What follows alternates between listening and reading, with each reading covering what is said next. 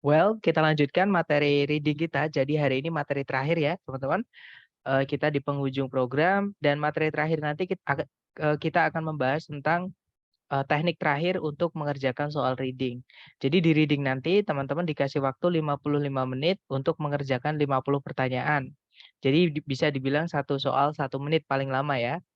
Kemudian nanti tipsnya teman-teman biar nggak menghabiskan banyak waktu, teman-teman baca soalnya dulu, jangan baca teksnya dulu, supaya nanti kita bisa mengetahui teknik apa yang harus dilakukan dengan teks. Oke? Kemudian vocabnya teman-teman nanti yang akan sangat membantu di pengerjaan reading ini. Nah, dari membaca soalnya dulu tadi, teman-teman akan menemukan apakah teman-teman harus, maksudnya harus apa dengan teksnya. Apakah cukup membaca kalimat pertama di setiap paragraf saja?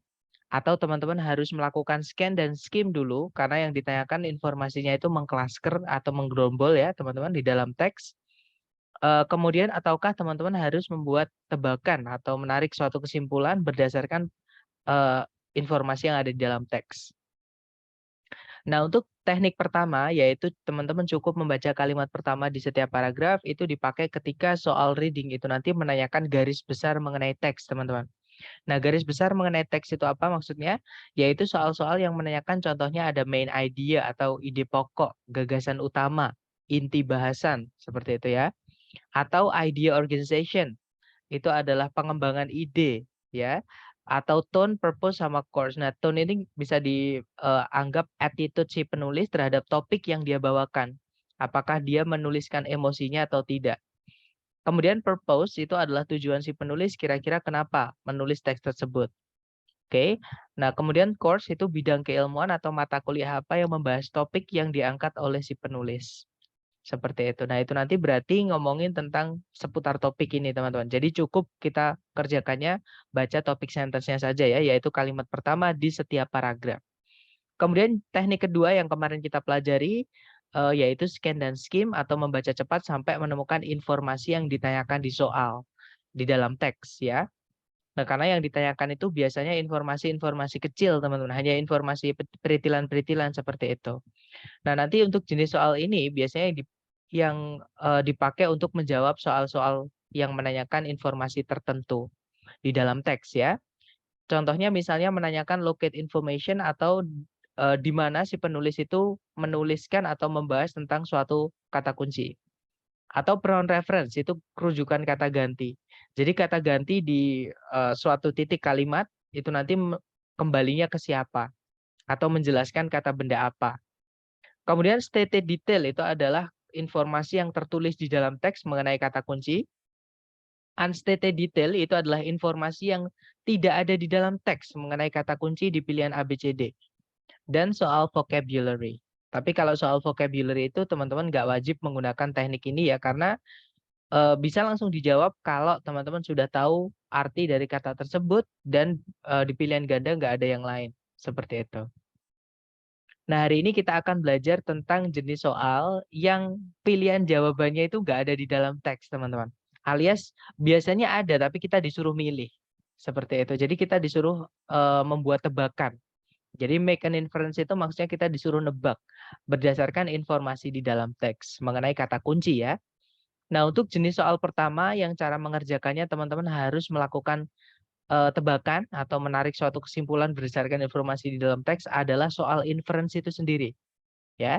Jadi inference itu bisa diartikan kesimpulan atau kemungkinan yang kita buat berdasarkan informasi yang kita dapat di dalam teks mengenai kata kunci yang ditanyakan, oke. Jadi informasi apa aja mengenai kata kunci di dalam teks, terus kita simpulkan, kita cocokkan pilihan A, B, C, D yang paling nyambung yang mana.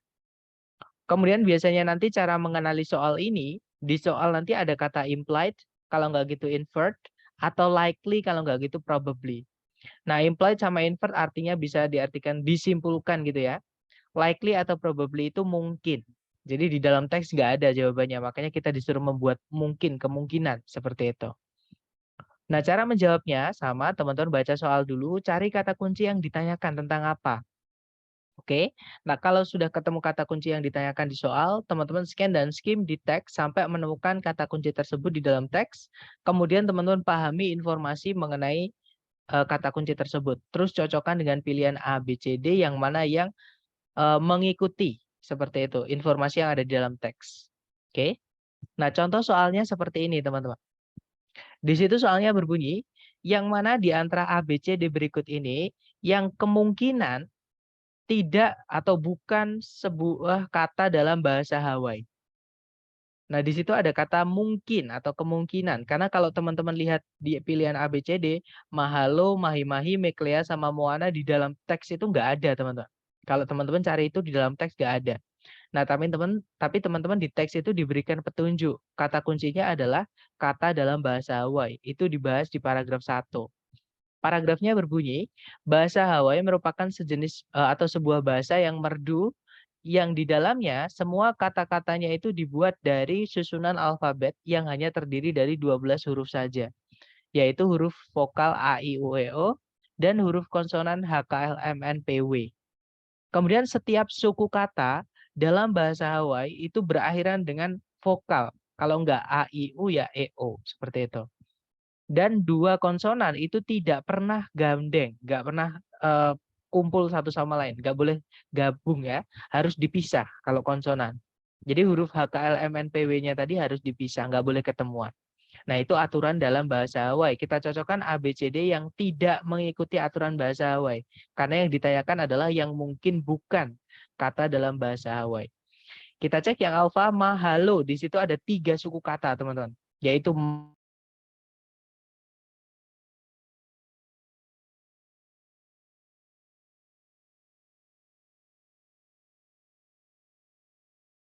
halo, cek cek. Teman-teman, suara saya terdengar? Terdengar, Mister. Oke, I'm sorry guys. I was thrown out of the meeting. Jadi saya kembali karena koneksi ya tadi. So let's get back. Jadi tadi kita membahas tentang pilihan yang alpha ya. Nah, yang alpha itu mahalo itu ada 3 suku kata teman-teman, yaitu ma, kemudian ha, kemudian lo. Nah, setiap suku kata itu berakhiran dengan vokal seperti aturannya di teks tadi ya, yaitu a sama o. Kemudian huruf konsonan tidak boleh gandeng, yaitu huruf M, H, sama L-nya itu nggak gandeng ya, dia terpisah dengan huruf A. Ya sudah, berarti itu mengikuti aturan bahasa Hawaii. Berarti alfa bukan jawabannya ya. Kalau yang Bravo, mahi-mahi. Ada 4 suku kata, yaitu ma, kemudian hi, kemudian ma, kemudian hi. Setiap suku kata berakhiran vokal, yaitu a, i, a, i, kemudian 2 konsonan tidak pernah ketemu, yaitu m, h, m, h. Nah, berarti Bravo juga mengikuti aturan bahasa Hawaii. Berarti bukan Bravo jawabannya. Kalau yang Charlie ada Meklea. Nah, disitulah teman-teman yang salah ya. Yang bukan kata dalam bahasa Hawaii maksudnya. Kenapa? Karena huruf K sama L-nya itu gabung aturan dalam bahasa Hawaii tadi. Huruf konsonan atau H, K, L, M, N, P, W itu nggak boleh gabung. Oke, berarti jawaban untuk soal ini adalah yang Charlie. Nah, dari contoh soal ini, mungkin ada yang mau ditanyakan dulu dari teman-teman sebelum praktek ke latihan soal. Silakan kalau ada pertanyaan.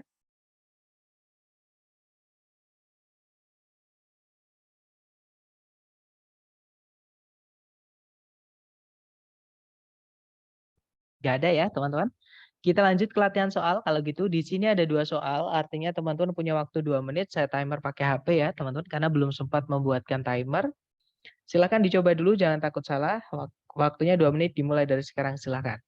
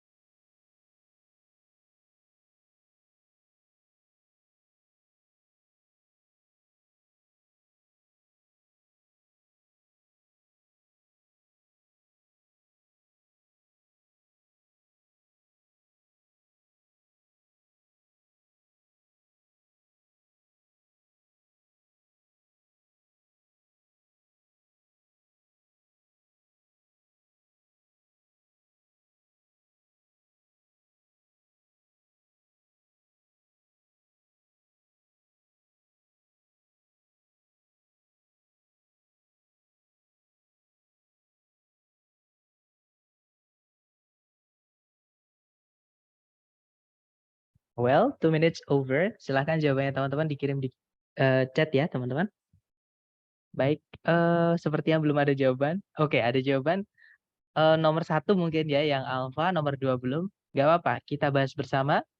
Di situ nomor 1 pertanyaannya adalah, bisa ditarik kesimpulan di teks bahwa serikat itu diizinkan untuk mengadakan pertunjukan publik atau pertunjukan umum gitu ya, karena, nah kata kunci teman-teman adalah em, guild itu diizinkan untuk mengadakan pertunjukan publik. Nah, itu kalau teman-teman scan dan skim, guild itu pertama kali dibahas di kalimat kedua paragraf 1. Nah, kalimatnya berbunyi, medieval guilds atau guild-guild di zaman medieval yang dibentuk untuk melindungi dan mengangkat standar-standar profesi untuk para merchants atau pedagang ya, dan pekerja-pekerja pengrajin itu memainkan sebuah peran penting di dalam mengsponsori hiburan. Dan selain memainkan peran penting tadi, dia juga mendapatkan pengaruh politik atau mendapatkan posisi yang tinggi di dalam politik. Oke, dan bahkan beberapa itu diizinkan untuk mengadakan selebrasi-selebrasi publik atau umum. Nah, berarti alasannya tadi adalah ada hubungan politik ya, teman-teman. Berarti kita cek ABCD yang ada sambungan dengan politik. Yang alpha, guild members demonstrated special talents. Karena anggota-anggota guild atau serikat itu mendemonstrasikan atau menunjukkan bakat spesial mereka. Bukan ya, nggak ada hubungannya tadi. Alpha bukan. Kalau yang Bravo, para serikat memiliki pengaruh atau influence itu apa ya? Bisa dibilang hubungan juga ya, pengaruh pada pemimpin-pemimpin di zaman tersebut. Nah, ketemu teman-teman. Jawabannya adalah yang Bravo ya, karena ada kata mereka itu mendapatkan political influence. Atau kita cek dulu yang lain. Yang Charlie anggota guild itu membutuhkan waktu yang singkat untuk mempersiapkan festival. Bukan ya, teman-teman, tidak ada tadi. Kalau yang Delta, para serikat itu tidak setuju dengan bentuk-bentuk hiburan yang lain. Bukan juga. Tadi alasannya karena dia punya pengaruh politik seperti itu. Jadi jawabannya adalah yang Bravo. Kemudian nomor 2, bisa ditarik kesimpulan dari dalam teks bahwa genre Moresca mendapatkan popularitas di seluruh Eropa selama berabad-abad karena, nah berarti kata kuncinya teman-teman adalah genre Moresca dan ketika dia mendapatkan popularitas. Nah itu kalau di scan dan skim itu dibahas di paragraf 3 teman-teman. Moresca itu muncul di paragraf 3. Nah kalimatnya itu berbunyi, jadi the festive dances comprise various styles. Jadi tarian-tarian festival itu memiliki berbagai macam gaya. Termasuk di dalamnya adalah duktia yang penuh dengan ritme atau teratur gerakannya, dan stand types yang gerakannya itu lebih kompleks, yang memerlukan konsentrasi yang tinggi. Nah, tarian-tarian yang menyenangkan dan penuh lively itu ini teman-teman, gerakannya cepat dan dia itu menarik kalau dicek di kamus ya. Jadi this lively dances, jadi tarian-tarian yang menarik dan gerakannya cepat ini termasuk ke dalam genre Moresca yang berasal di abad ke-12 dan mendapatkan popularitas di seluruh Eropa selama berabad-abad. Nah, yang ada hubungannya tadi adalah ini teman-teman. Kata sifatnya adalah lively. Ini adalah yang membuat tarian tersebut itu diminati oleh banyak orang bahkan sampai berabad-abad di Eropa. Nah, lively tadi artinya adalah cepat dan berenergi. Maksudnya cepat dan interesting ya. Jadi gerakannya itu cepat dan menarik seperti itu. Nah, berarti jawabannya adalah yang Bravo ya. It's quick and exciting movement. Jadi karena gerakannya tadi lively di situ maksudnya kalau kembalinya ke tarian itu maksudnya gerakannya cepat dan menyenangkan. Kalau yang alfa tingkat kesulitan dari tarian-tarian tersebut. Bukan ya, teman-teman, karena di situ tadi nggak ada. Kalau yang Charlie kemampuannya untuk menyimbolkan tentara-tentara yang berlawanan atau opposing itu yang bermusuhan atau bertikai seperti. Jadi mereka itu nari ada temanya kayak saling perang gitu. Kalau yang delta keuntungannya dalam mengusir spirit em, spirit itu roh-roh ya, roh-roh jahat. Bukan ya, teman-teman? Iya, bisa dibilang energik. That's right. Thank you. Jadi lively itu lebih ya, mungkin lebih tepatnya energik. Jadi gerakan dance-nya itu lebih energik, lebih ke energik daripada kata-kata yang dari saya tadi ya. Jadi lebih enak diartikan energik. Thank you so much, Miss Agnes. Oke, jadi jawabannya bravo, bravo, teman-teman. Lanjut lagi ke soal berikutnya. Dicoba lagi ya, teman-teman. Silakan. Karena di sini satu soal berarti waktunya 1 menit. Dimulai dari sekarang, silakan.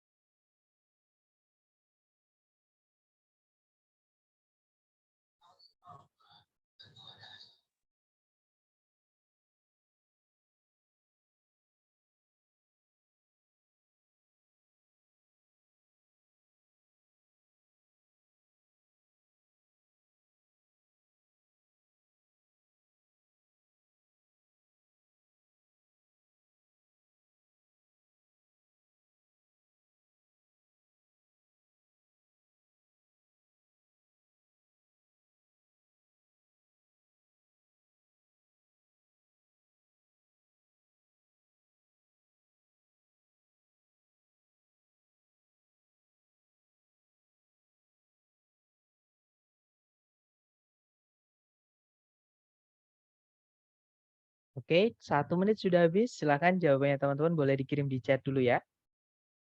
Oke, ada jawaban Charlie dan juga Delta. Mari kita cek teman-teman antara Charlie atau Delta. Ada juga Alpha. Oke, mari kita cek ya. Di situ nomor 3 pertanyaannya bisa ditarik kesimpulan dari dalam teks bahwa sebuah peningkatan dalam jumlah sunspot. Sunspot itu bintik matahari itu ya yang ada di matahari itu merupakan sebuah tanda dari. Nah, peningkatan jumlah sunspots itu kalau teman-teman scan dan skim itu munculnya adalah di kalimat terakhir paragraf 1, teman-teman. Ya, kalimat terakhir paragraf 1 itu berbunyi, namun aktivitas sunspot yang meningkat itu dapat mengganggu pengiriman sinyal radio jarak jauh di permukaan bumi yang menandakan aktivitas matahari yang meningkat atau yang lebih tinggi. Nah, berarti teman-teman, peningkatan aktivitas sunspot ya, teman-teman, itu nanti ditandai adanya dengan menandakan adanya aktivitas matahari yang meningkat, yang semakin tinggi. Nah, kita cek ABCD. Yang alpha, a quiet sun, matahari yang tenang. Bukan ya, karena meningkat, ada peningkatan tadi. Dan kalau misalkan ada jumlah sunspotnya itu meningkat, semakin banyak, maka semakin banyak juga aktivitas matahari. Alpha bukan, kalau Bravo sebuah decrease itu apa ya? Penurunan atau berkurangnya radiasi matahari. Bukan juga. Kalau yang Charlie peningkatnya atau peningkatan, sebuah peningkatan dalam tingkat aktivitas matahari. Nah, ketemu ya teman-teman, jawabannya adalah Charlie. Kalau yang Delta, sebuah peningkatan dalam transmisi radio jarak jauh. Malah kebalikannya teman-teman. Karena di situ disebutkan kalau misalnya aktivitas matahari itu semakin banyak, itu mengganggu, ada kata disrupt maksud saya. Nah, itu mengganggu transmisi radio jarak jauh, sinyal radio jarak jauh. Bukan malah mempermudah, tapi malah mengganggu, berarti makin sedikit. Seperti itu. Oke, jawabannya Charlie ya. Oke, lanjut lagi. Di sini ada satu soal, sama waktunya 1 menit. Dimulai dari sekarang, silahkan teman-teman.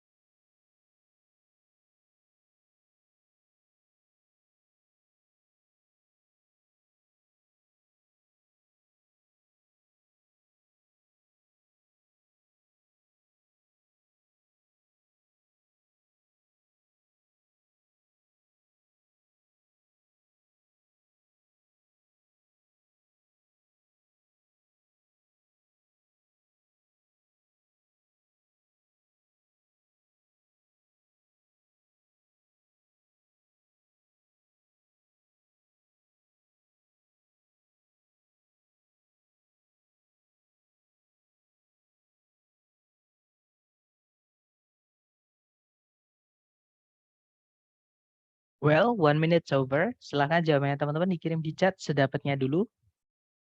Oke, ada jawaban alfa. Mari kita cek teman-teman. Di situ nomor 4 pertanyaannya adalah, ada juga Bravo ya. Di situ nomor 4 pertanyaannya, yang manakah di antara A, B, C, D berikut ini yang bisa ditarik kesimpulan dari paragraf pertama mengenai batas negara Amerika Serikat dan Kanada di awal abad ke 1900-an. Nah, kalau kita scan dan skim, teman-teman, di paragraf 1 yang menyebutkan border atau batas, itu ada di kalimat sini ya. Jadi di situ disebutkan, meskipun menentukan angka-angka tepatnya yang berhubungan dengan migrasi orang-orang keluar dan masuk Kanada sebelum tahun 1921 itu tidak mungkin. Nah, khususnya karena apa ini, the relatively open United States border, karena batas Amerika Serikat Kanada yang cenderung open itu cenderung bebas, cenderung terbuka, teman-teman. Nah, berarti alasannya di situ karena apa namanya, tidak mungkin menentukan angka-angkanya tadi karena jumlahnya apa, orang masuk, orang keluar itu nggak bisa diukur. Karena apa namanya, batasnya itu terbuka. Jadi nggak ada pembatasnya. Jadi akhirnya orang bisa keluar masuk seenaknya. Nah, kita cek ABCD yang alfa, para imigran itu diizinkan untuk apa namanya, melintas atau melintasi batas tersebut hanya di waktu-waktu tertentu sepanjang tahun. Bukan ya, karena relatively open, nggak ada waktu di situ juga. Ya, berarti alpha bukan. Kalau Bravo, it was hard for Canadian officials to track immigrant from the United States. Nah, tidak mudah atau sulit bagi petugas-petugas Kanada untuk melacak imigran-imigran dari Amerika Serikat. Nah, ketemu teman-teman. Jawabannya adalah Bravo. Karena sulitnya melacak tadi ya. Karena orang keluar masuk nggak bisa dihitung dan cenderung terbuka itunya apa namanya, border atau perbatasannya. Oke, berarti jawabannya yang Bravo. Kalau yang Charlie, semakin banyak orang melintas dari Kanada ke Amerika Serikat dibandingkan kebalikannya. Nah, kebalik teman-teman. Karena ini ngomongin tentang kalau kita lihat di teks ini tadi ya, di kalimat pertama di setiap paragraf, ini tuh ngomongin tentang perkembangan populasi dari Kanada yang semakin naik, meningkat drastis seperti itu. Nah, kalau yang Charlie itu kebalikannya, Charlie salah. Kalau yang Delta, lokasi tepatnya dari perbatasannya itu, masih apa, disputed itu masih diperdebatkan, masih disengketain sama pemerintah Amerika Serikat dan pemerintah Kanada. Bukan teman-teman, karena tadi nggak ada itu ya, yang pasti tadi terbuka, jadi nggak terlalu ketat seperti itu. Jadi orang keluar masuk bebas. Oke, berarti jawabannya yang Bravo. Lanjut ke nomor berikut sebentar, sebenarnya ada yang di chat. Ya, kita lanjut ke nomor berikutnya. Dicoba dulu teman-teman, waktunya 1 menit, dimulai dari sekarang silahkan.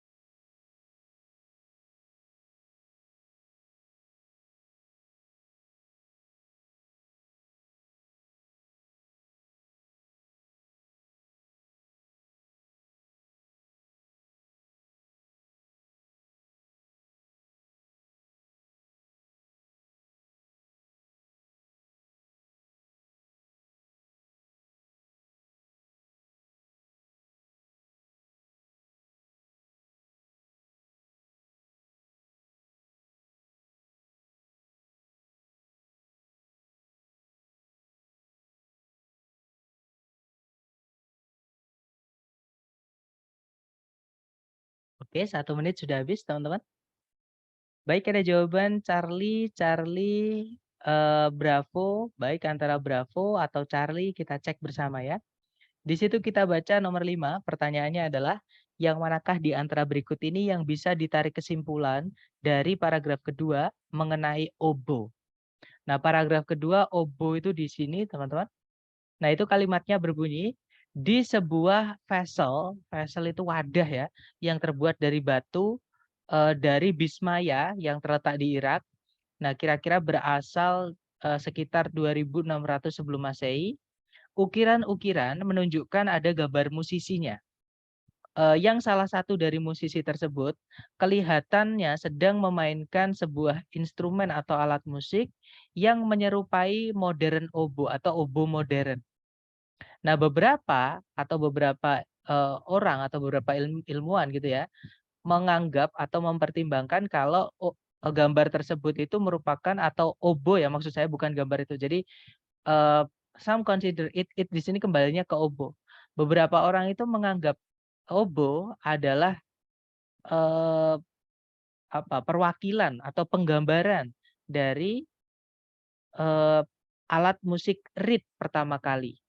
Alat musik reed itu di situ dijelaskan nggak ya teman-teman? Reed itu, nah intinya adalah oboe itu adalah reed instrumen teman-teman ya. Jadi oboe itu merupakan salah satu instrumen reed terutama yang paling pertama kali ada seperti itu. Nah berarti jawaban nomor 5 adalah yang bravo ya teman-teman. It is a reed instrument. Jadi dia adalah instrumen reed seperti itu. Nah, itu tadi adalah jenis soal pertama yang cara mengerjakannya teman-teman harus menebak seperti itu.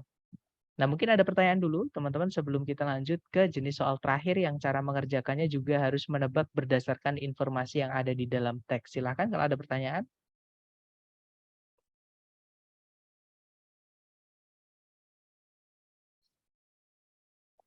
Nggak ada ya teman-teman.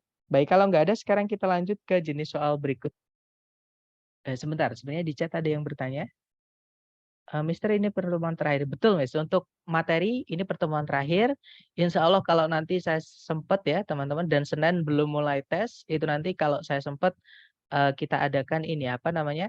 Kelas review. Jadi nanti saya buat soal-soal untuk latihan sebelum tes. Cuman insya Allah ya, teman-teman, maksudnya saya nggak bisa menjanjikan. Mister, bagaimana jika belum bisa translate? Nah, itu berarti kan ke vocab. Itu memang perlu dilatih, Mister. Itu nanti vocab itu memang makanya di awal pembahasan tentang TOEFL itu yang paling membantu teman-teman itu adalah vocab. Semakin banyak teman-teman vocabnya itu nanti semakin mudah untuk mengerjakan TOEFL ITP. Ya, dan kita nanti bisa mempraktekkan apa namanya? Tips dari awal sampai akhir itu sebenarnya kuncinya di vocab, Mister. Nah, terus bagaimana kalau vocab kita kurang? Jangan khawatir, hajar latihan terus, teman-teman. Oke, dan tetap sama. Yang saya sarankan ke teman-teman sama. Kalau menemukan apa namanya vocab baru, tolong ditulis supaya nggak hilang, ya. Nanti sama ditulis artinya kalau sudah dicek, boleh ditanyakan ke saya juga boleh ya. Tapi nanti kalau tanyakan ke saya tentang vocab, saran saya teman-teman kirim satu kalimat full. Karena untuk mengartikan itu jangan satu kata per kata, teman-teman. Itu harus sesuai konteks. Seperti itu. Untuk tesnya nanti teman-teman standby di grup ya, karena saya nggak tahu kapannya, lebih pastinya nanti akan dikirimkan di grup. Tapi kira-kira minggu depan, teman-teman. Kalau perkiraan saya mungkin hari Rabu, kalau perkiraan saya. Tapi bisa juga hari Senin, bisa Selasa, Rabu, Kamis, dan sebagainya. Cuman kalau sesuai jadwal, minggu depan. Nanti ya teman, saya belum bisa memberikan untuk tes, saya juga nggak tahu soalnya saya nggak punya jawabannya. Teman-teman standby aja di grup, siap-siap juga sebelum tes, dan itu tesnya dari lembaga ya, bukan tes yang asli ITS teman-teman. Jadi tesnya itu juga hanya mengukur teman-teman, kemampuan teman-teman, kemudian nanti teman-teman jangan khawatir masih ada apa namanya remedi, teman-teman bisa mengulang tes itu beberapa kali. Kalau saya nggak salah 4 kalau nggak salah. Kira-kira di jam kerja nggak, Sir? Kalau waktunya fleksibel setahu saya, Miss. Jadi, kapan pun di jam teman-teman siap, silakan nanti mengakses itunya, mengakses link yang dikasihkan di grup.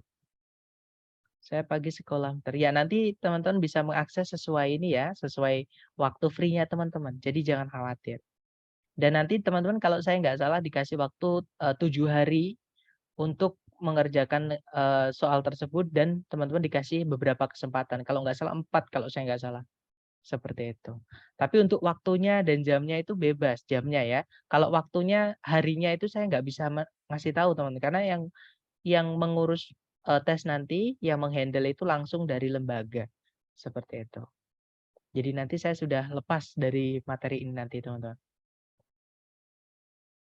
Intinya teman-teman nggak perlu khawatir ya, intinya dinikmati aja prosesnya, hajar latihan terus teman-teman. Misalkan nanti, di tes itu nanti, nilainya nggak sesuai, jangan khawatir karena itu masih tes prediksi teman-teman. Yang pernah saya bilang ke teman-teman, tes tes prediksi itu terutama yang ini dari Longman ya, itu lebih sulit dibandingkan yang asli dari ITS. Itu kalau menurut saya sih, seperti itu. Mungkin enaknya nanti adalah teman-teman bisa mengulangi kalau di listening. Ya bisa diulangi seperti itu. Tapi kalau nanti tes di ITS itu listening-nya nggak bisa diulangi, seperti itu. Intinya dinikmati aja prosesnya, ya. Terus misalkan kalau misalkan tes dari lembaga, belum apa, mendapatkan yang tadi saya bilang ya, teman-teman belum mendapatkan nilai yang teman-teman inginkan, jangan khawatir, coba terus, bisa konsultasi juga ke saya nanti, seperti itu. Oke, nggak ada pertanyaan ya. Kalau nggak ada, sekarang kita lanjut ke jenis soal terakhir yang cara mengerjakannya adalah teman-teman harus apa namanya, membuat tebak-tebakan juga. Namanya adalah transition, teman-teman. Nah, transition atau transisi ini adalah bagian kalimat ya. Jadi dia dia adalah jembatan. Kalau teman-teman perhatikan, setiap paragraf itu teman-teman, itu nggak mungkin loncat-loncat. Misalkan paragraf 1 dan paragraf 2 itu kalau kita baca pasti nyambung. Pasti ada sambungannya. Nggak boleh misalkan paragraf 1 ngomongin apa, misalnya A, tiba-tiba paragraf 2 itu ngomongin tentang J misalnya. Itu terlalu jauh loncatnya. Nanti dibaca itu nggak ada namanya kohesi, koherensi. Seperti itu. Jadi supaya smooth, supaya alurnya itu enak dibaca ya, kalimat satu dan kalimat berikutnya itu selalu berkesinambungan, maka kita butuh yang namanya transisi. Nah, setiap paragraf itu juga ada transisinya, teman-teman. Paragraf 1 dan paragraf 2 contohnya, itu ada yang menjebatani, ada yang menyambungkan, yaitu kalimat yang terdekat antara keduanya. Misal, transisi paragraf 2 ke paragraf 1 itu letaknya di kalimat terakhir paragraf 1 atau kalimat pertama paragraf 2. Nah, itu yang nyambungin, seperti itu. Itu yang dinamakan transisi. Nah, transisi nanti itu bisa menjadi petunjuk teman-teman untuk menjawab soal, yaitu ketika teman-teman disuruh menebak. Kira-kira kalau misalnya apa namanya, teman-teman disuruh menebak kalau misalnya sebelumnya teks itu kita masukkan paragraf, paragraf itu membahas tentang apa. Nah, atau kalau kita juga kadang disuruh nebak setelahnya paragraf atau setelahnya teks itu kalau dimasukkan paragraf satu lagi atau ditambahi paragraf satu lagi, itu nanti kira-kira membahas apa. Nah, cara menjawabnya teman-teman, kalau teman-teman disuruh nebak paragraf sebelumnya teks, maka teman-teman pahami kalimat pertama. Oke. Kalau misalnya teman-teman jadi kalimat pertama saja, kalimat paling awal. Kalau teman-teman disuruh nebak, paragraf setelahnya teks, maka teman-teman cukup baca kalimat terakhir. Itu letaknya transisi di situ, teman-teman. Paling dekat dengan di mana kita disuruh naruh paragraf barunya. Seperti itu. Contoh soalnya seperti ini. Di situ soalnya berbunyi, paragraf yang mendahului teks ini kemungkinan besar membahas. Nah, yang ditanyakan adalah yang mendahului teks ini, alias sebelumnya teks ini, teman-teman. Berarti kita baca kalimat pertama sendiri. Kalimat pertama sendiri berbunyi, mitos yang lain mengenai samudra atau lautan itu membahas Davy Jones, yang dalam cerita rakyat merupakan seorang raja berjiwa kejam dari dasar lautan. Nah, tiba-tiba tadi di depan ada kata mitos yang lain mengenai lautan membahas Davy Jones. Nah, berarti paragraf sebelumnya tadi itu sebenarnya sudah ada mitos tentang lautan juga, teman-teman. Tapi bukan tentang Davy Jones, karena Davy Jones baru diperkenalkan di sini. Nah, otomatis kalau kita lihat A, B, C, D, pilihan alfa sama Bravo itu salah. Nah, salahnya kenapa? Karena paragraf sebelumnya itu tidak mungkin membahas tentang Davy Jones, teman-teman. Davy Jones saja baru diperkenalkan di sini. Masa maju mundur kan gak enak. Udah bahas Davy Jones, tiba-tiba diperkenalkan lagi di tengah. Seperti itu kan gak enak. Jadi alfa sama Bravo nggak bisa. Jawabannya adalah Charlie. Di situ berbunyi a different traditional story from the sea. Jadi cerita tradisional yang berbeda atau mitos maksudnya ya, mitos atau cerita rakyat yang berbeda mengenai lautan atau dari lautan. Nah, itu adalah contohnya. Itu kalau yang ditanyakan preceding ya, teman-teman. Nah, mungkin ada pertanyaan dulu sebelum kita praktek ke latihan soal buat teman-teman, silakan.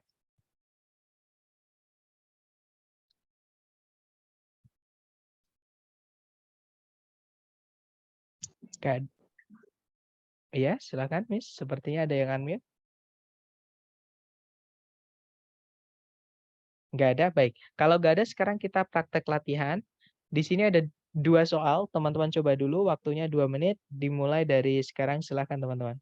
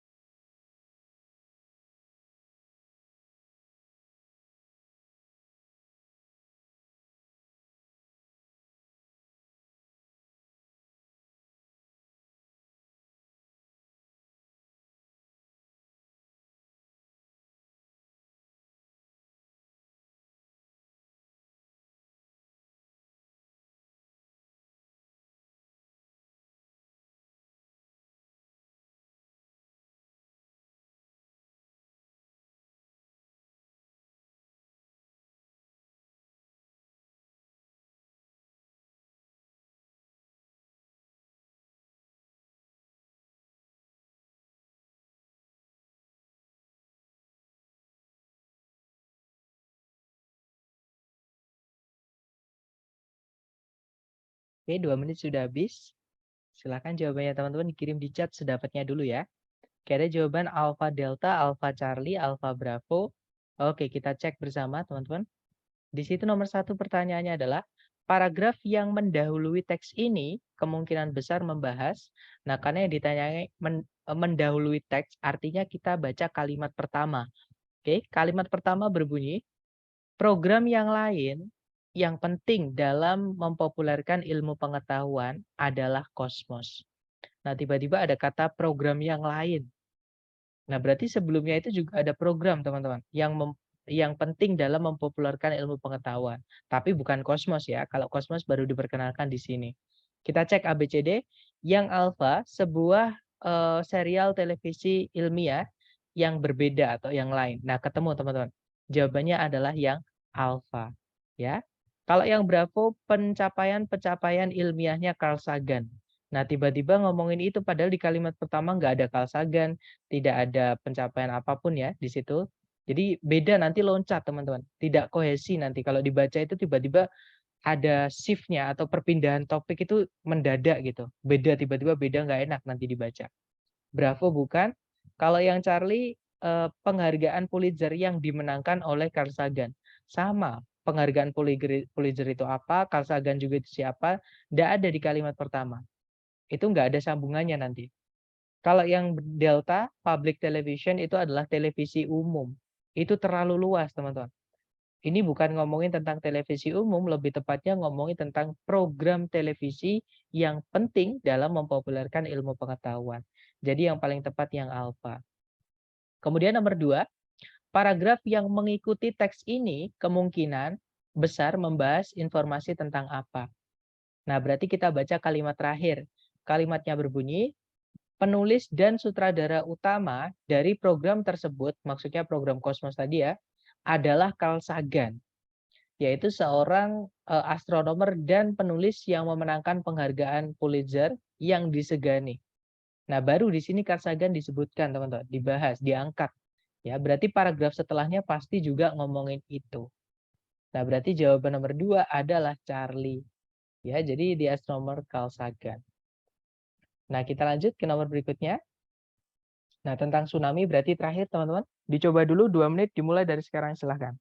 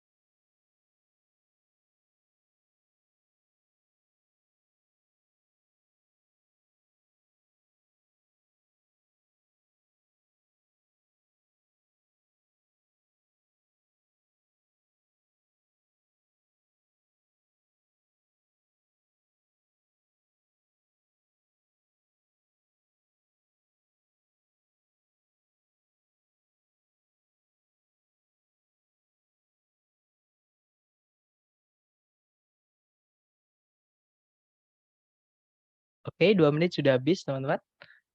Baik, ada 10 jawaban antara Alfa Bravo, Charlie Bravo. Oke, Alfa Bravo atau Charlie Bravo. Kita cek, teman-teman. Di situ nomor 3 pertanyaannya, paragraf yang mendahului teks ini kemungkinan besar membahas. Nah, yang ditanyakan yang mendahului, berarti kita baca kalimat pertama, teman-teman.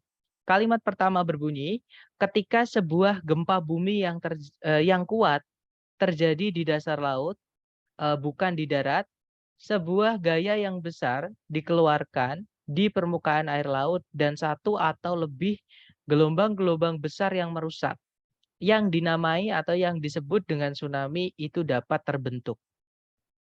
Nah, berarti kita nggak bisa pilih pilihan ABCD yang ada kata tsunami-nya, teman-teman. Kenapa? Karena tsunami ini baru dikenalin di sini. Kalau misalnya baru dikenalin di sini, artinya dibahasnya setelahnya. Sebelumnya nggak boleh. Nah, kalau kita lihat pilihan A, B, C, D, yang ada tsunami-nya itu ada 3. Alfa, Bravo, sama Delta. Oke, berarti Alfa, Bravo, Delta salah, teman-teman. Jawabannya adalah Charlie. Oke. Kenapa? Misalnya nih yang Alfa, tsunami di berbagai belahan dunia. Nah, misalkan sebelumnya sudah membahas tentang tsunami di berbagai belahan dunia, terus kenapa tsunami baru dikenalin di sini? Kan jadi nggak nyambung nanti seperti itu. Jadi, udah dibahas, sudah disebut-sebutkan banyak, ternyata baru diperkenalan. Namanya adalah ini. Lah tadi udah disebut gitu. Berarti alfa nggak bisa, bravo nggak bisa, delta nggak bisa. Ya, kalau udah disebut sebelumnya berarti udah diperkenalkan sebelumnya tadi, jauh dari sebelumnya tadi seperti itu. Kalau baru diperkenalkan di sini, berarti artinya sebelumnya belum dibahas. Seperti itu. Kemudian nomor 4, yang manakah di antara berikut ini yang paling mungkin merupakan topik dari paragraf yang setelah atau yang mengikuti teks di atas? Oke, kita baca kalimat terakhir berarti. Kalimat terakhir berbunyi, ketika sebuah tsunami mencapai perairan pantai yang dangkal, nah dia itu bisa mencapai ketinggian 100 kaki atau 30 meter atau bahkan lebih. Dan bisa menyebabkan banjir yang besar dan kerusakan besar terhadap area-area pantai. Nah, ini ngomongin pasca tsunami di daerah pantai. Ya, teman-teman kita cek. Yang alfa penyebab dari tsunami. Bukan ya, nggak nyambung.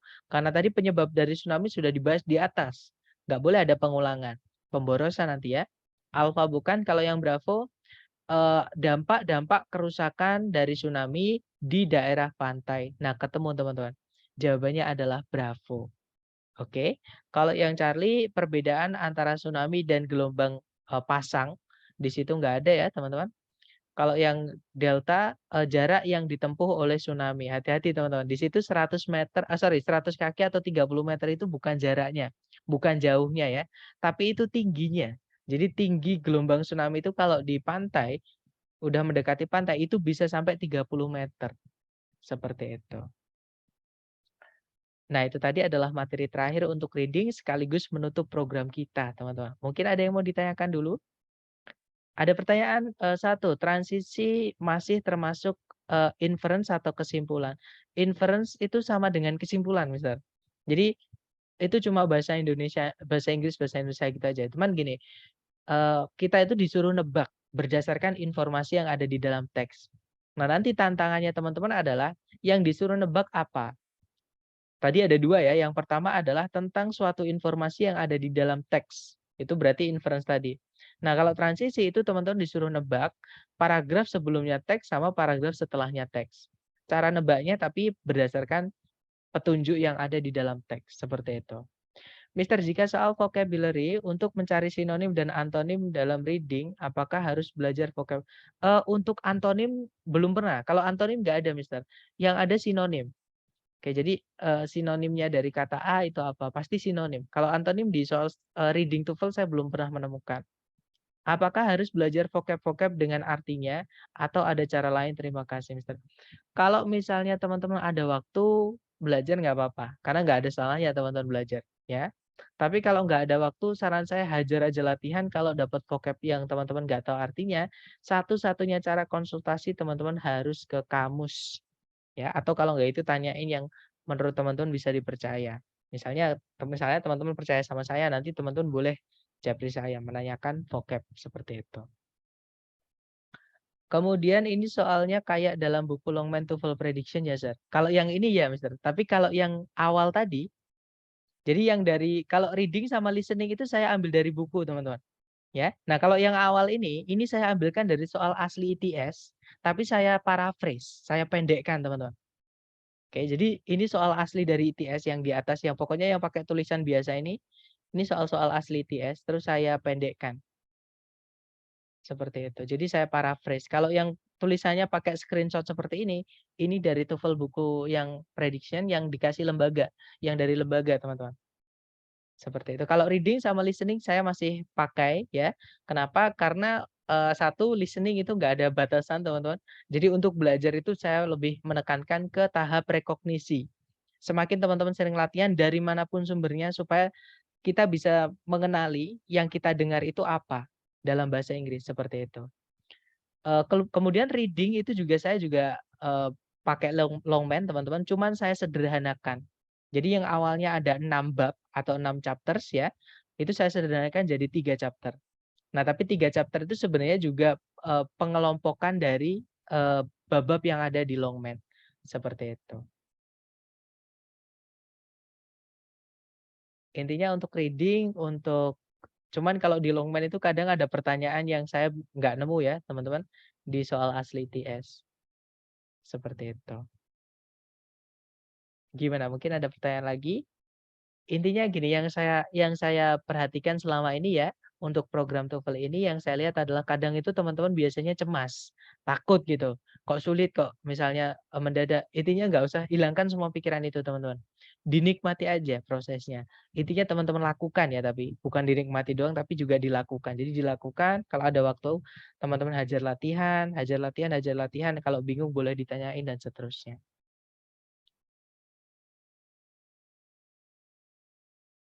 Gimana, mungkin ada pertanyaan lagi? Silakan. Nggak ada ya? Baik, kalau nggak ada saya tutup teman-teman. Terima kasih telah belajar bersama saya untuk 1 bulan terakhir, dan semoga yang kita pelajari di kelas bisa membawa teman-teman ke kesuksesan. Amin ya rabbal alamin. Thank you so much and I'll see you again next time when I see you guys, insyaallah ya. The last I say, assalamualaikum warahmatullahi wabarakatuh and have a good day everyone. See you.